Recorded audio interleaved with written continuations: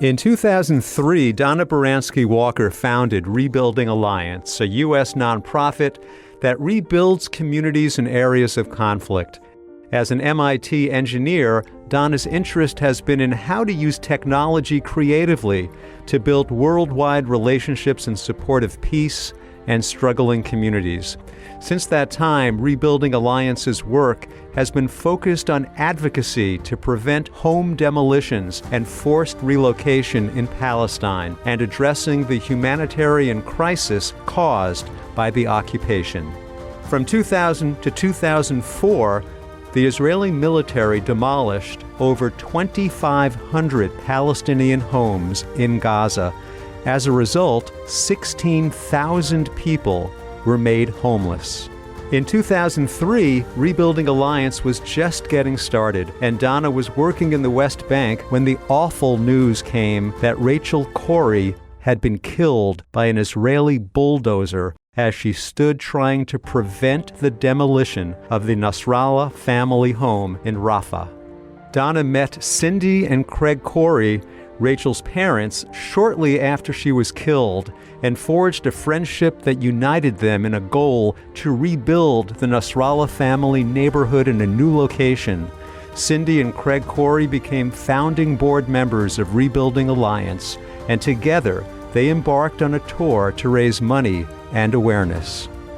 Before the project could be completed, Israel began the longest siege in human history, the blockade of Gaza. This was Rebuilding Alliance's first step in building a worldwide movement to stop home demolitions.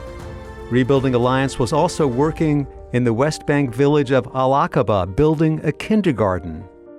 AQABA is located in so-called Area C, which comprises 62% of the West Bank and is under full Israeli military control, including planning and construction. The Army and civil administration reject over 98% of Palestinian building permit requests, preventing Palestinians from building on their own land. Demolition orders are issued and bulldozers sent when they do. For decades, Al-Aqaba was used as an Israeli military training zone. The Al-Aqaba mayor and head of the city council is Mayor Haj Sami SADEQ. When the mayor was 16 years old, he became the first victim of Israel's unfettered live fire training and has been in a wheelchair since that time. Haj Sami is a fearless, peaceful defender of his village. The kindergarten was completed, and Rebuilding Alliance helped hire the attorney to petition the High Court to lift the ongoing Al-Aqaba demolition orders. Because of the kindergarten, the Israeli High Court eventually ruled that for the time being, the center of the village will remain standing. However, demolition orders remain to this day on most of the village outside the village center.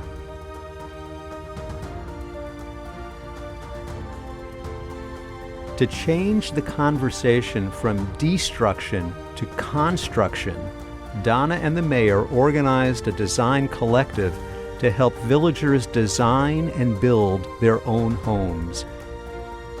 Engineers, architects, and local banks met with the village leaders and residents. Al-Aqaba became the first Palestinian village to issue its own building permits. In the face of uncertainty, Donna had a vision and persisted.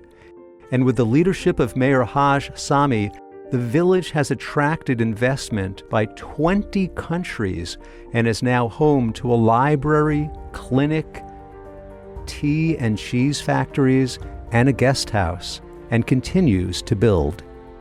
Al-Aqaba is unique, but is a perfect example of what villages can look like if allowed to approve their own plans and build.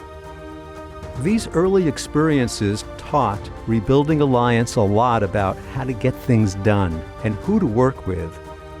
Today, the advocacy and humanitarian aid are needed more than ever. There was a 50% increase in demolitions in the first half of 2019 over the same period the prior year, and it is growing. Khan al-Ahmar is an example of a village under threat. It's a Palestinian Bedouin village located in Area C that has been fighting the Israeli government's forced relocation attempts for a decade, even though forced relocation of a civilian population in an occupied territory is a war crime. Susia is another story, a small village in the South Hebron Hills and one of dozens of Palestinian villages threatened by demolition and settlement encroachment onto private Palestinian land. All attempts by the village residents to get building permits approved by the Israeli authorities have been rejected. To support the needs of families living under the stress of army and settler violence and the threat of demolitions, Rebuilding Alliance employs a social worker in the area. As part of its advocacy program, Rebuilding Alliance created the U.S. Movement to Save Palestinian Villages, which uses action alerts to activate constituent engagement. In this program, constituents call Congress to intervene to prevent state-sponsored violence, and their calls make all the difference. Intervention by the House and Senate, with calls to the U.S. State Department and Israeli Embassy, have saved from demolition Palestinian homes and Palestinian schools. Rebuilding Alliance also brings Palestinian children and their parents to speak at congressional briefings and to meet with members of Congress, along with experts in planning rights, human rights defenders, and community leaders.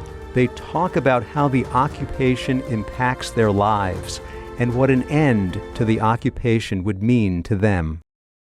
But there is nothing like first-hand experience, and Rebuilding Alliance has started sponsoring congressional staff tours to the region. It is eye-opening for congressional staff. Congressional records disclose that 99.7% of all privately funded tours for congressional staff never are exposed to the occupation.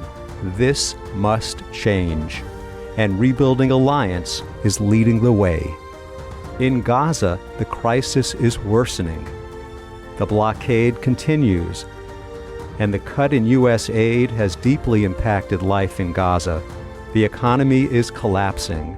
Employment has plummeted, especially among youth, and rolling blackouts continue. Rebuilding Alliance has 2 employees in Gaza working with our NGO partners. NEVEEN NASSER is Rebuilding Alliance Gaza City Coordinator, and KAREEM NASRALLAH is Rebuilding Alliance Rafah Coordinator. KAREEM was a child when Rachel Corrie stood to protect his family's home.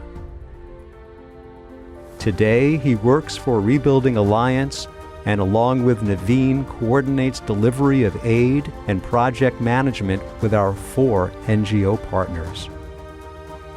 The blockade and bombed power plant have resulted in electricity shortages and continuing rolling blackouts. Solar-powered lights have had a huge impact, and Rebuilding Alliance has delivered over 35,000 through the blockade. Even when goods can get through the blockade, few can afford to buy them. Rebuilding Alliance has learned how to deliver food, clothing, and blankets via vouchers through our NGO partners, saving jobs at the same time. In 2019, Rebuilding Alliance expanded its programs to do more, including home repairs and a job training program to help address unemployment. Gaza is an isolated, open-air prison, and art is an important form of expression. Gaza in Color, stories from behind the wall, to take the work of artists out of Gaza for exhibition and sale. This extends the insight of the artists to the world and helps them achieve economic security.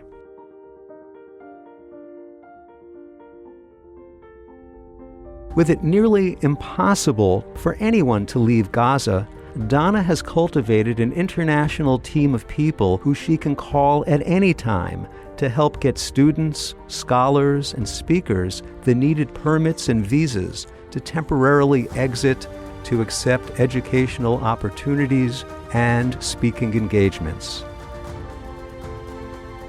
As the crisis grows, our Gaza Emergency Relief Fund is trying to reach more people and families. One success story involves a family living near Rafah. The father has been unable to find work, their home was falling apart, and the children were hungry and ill. The despair was overwhelming. Our staff and NGO partners developed a plan and got them on their feet.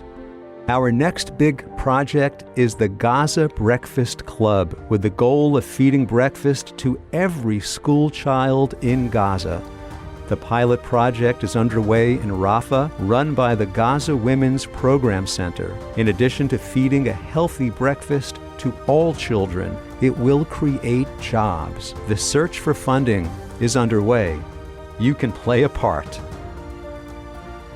Since its launch in 2003, Rebuilding Alliance has been building relationships and amplifying the voices of Palestinian and Israeli peacemakers, and working with coalitions of people and groups around the world to increase engagement, and has established a trend of humanitarian and economic development projects that not only help immediately, but also serve as catalysts for others to come invest and act.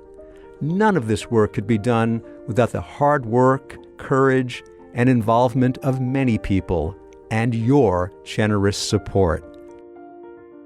Thank you.